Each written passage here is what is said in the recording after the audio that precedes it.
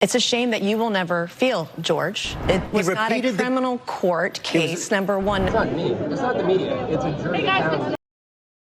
Republicans, specifically Republican women, seemingly have this infatuation with dismissing the sexual assault allegations against Trump and largely trying to discredit the victim, which is especially alarming to me, particularly when you have elected officials like Nancy Mace, who is a victim of these exact same kind of heinous acts, still endorsing Trump, of whom went on George Stephanopoulos' show and absolutely crumbled when asked about exactly this. Watchers struggle to answer because, well, there is no good answer for something like this. And you've endorsed Donald Trump for president.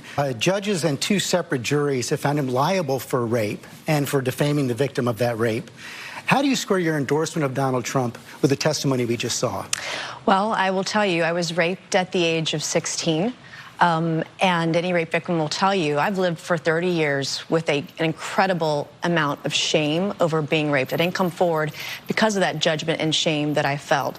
And it's a shame that you will never feel, George. And I'm not going to sit here on your show and be asked a question meant to shame me. Couple things to note here. She herself just admitted that it took her a while to come forward about this. The fact that E. Jean Carroll took so long to come forward is the first thing she's attacked for by Mace and other conservatives, but here is a conservative victim also admitting it took her a while to come forward. Why aren't Republicans accusing her of lying, or why aren't they treating E. Jean Carroll with the grace that they treat Nancy with? And they do nothing but shame E. Jean Carroll as well, call her crazy, demean her for her interviews, try to character assassinate her and her entire case at any point they could. But now, when she's not even being shamed in any way, but just confronted about supporting a rapist, Nancy Mace takes issue with shaming a victim.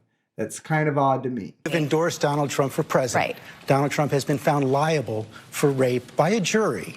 Donald Trump has been found liable for defaming the victim of that rape by a jury. It's been affirmed by a judge. It was not a criminal court case, number one. Number two, I live with shame.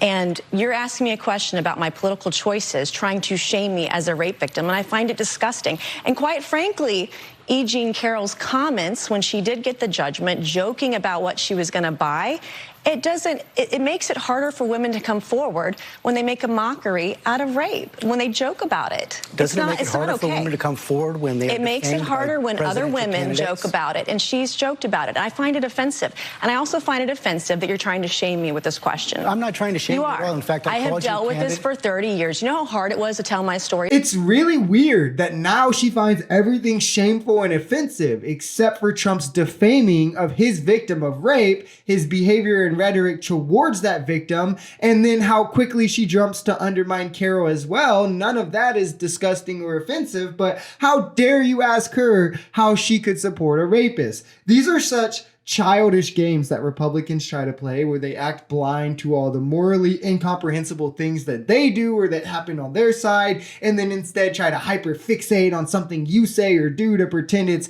the actual low blow when in no way it is. This is nothing but a legitimate question. She wants to play the victim because it's easier than having the spotlight on her. The problem here is that there's no defense, so just act disgusted and act overly offended, and then yeah, you can go on social media and say, I'm the victim, he was shaming me, and it just distracts from you ever answering the question. Notice how she never gave him an answer. Let's then jump to the other Trump VP candidate, Ellie Stefanik, and how she handled this exact same line of questioning. Do you think the work is decide while a jury is debating how much to award 18 for being sexually abused by them? These are witch hunts against President Trump, whether it's the You don't believe Eugene Carroll? whether it's the bogus case of Tish James, who is a radical prosecutor. They are all witch hunts against President Trump. The jury found that Donald Trump They are sexually all witch hunts against President Trump, and the reason why is because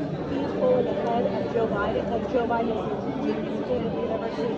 No, I disagree. No, I don't agree with that. I support President Trump, and you know what? The media is so biased. This is just another example of the media why not believe Agent Carroll? It's not me. It's not the media. It's a jury that found that he sexually abused Agent Carroll. Wow, I mean, the reporter just shattered the narrative she was trying to build. They're always like, it's the crooked DOJ, it's Biden doing this. But these are juries of impartial, everyday Americans, just like me, just like you, just like everyone else, who face penalty of jail time or fines to lie or be biased, who sit down and observe these facts for days, taking all the information and the cases from both sides of the trial. And if we don't trust in our legal system, then what do we point to? Right? If anytime we don't get the result we want, we cry corruption, but then when the Supreme Court rules in our favor, we praise the system.